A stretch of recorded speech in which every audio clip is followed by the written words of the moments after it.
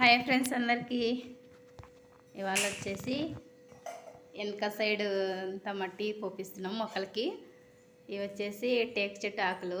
పక్కింటి అన్న వాళ్ళు టేక్ చెట్టు పెద్దగా ఉంది, ఆకులన్నీ తీసుకొని ఇట్లా ఆకులల్లా లేరు లెక్క పడుస్తున్నా. దీనిపైన వచ్చేసి మట్టి వరుస్తున్నాం, మొక్కలకి మంచిగా బలం వస్తుందని.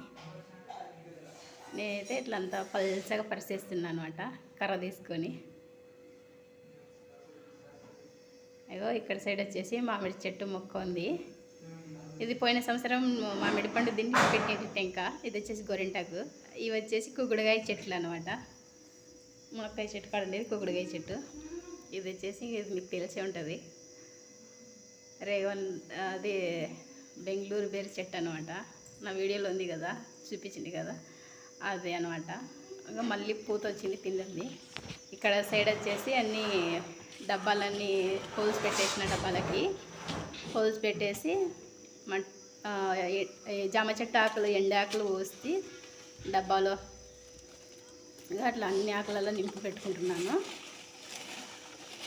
జామ ఆకులవి అంత పెద్దగా ఉంది కదా జామ చెట్టు, ఆ ఆకులల్లో ఇట్లా సంచిలో పోసి పెట్టుకున్నాను అనమాట.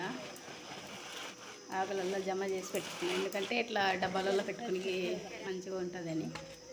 ఇలా మట్టి తీసుకొని దాంట్లో అన్ని డబ్బాలకి వెళ్ళా నింపి పెట్టుకుంటున్నాను. ఇది పొలం నుండి తెప్పించింది, మా బాబు తీసుకొచ్చినాడు బకెట్తో. ఇక్కడ సైడు ఈ మట్టి పోస్తున్నా, బయట మట్టి పోయితే పోయలేదు. మంచిగా ఉంది అనమాట మట్టి, పొలాల మట్టి ఇది.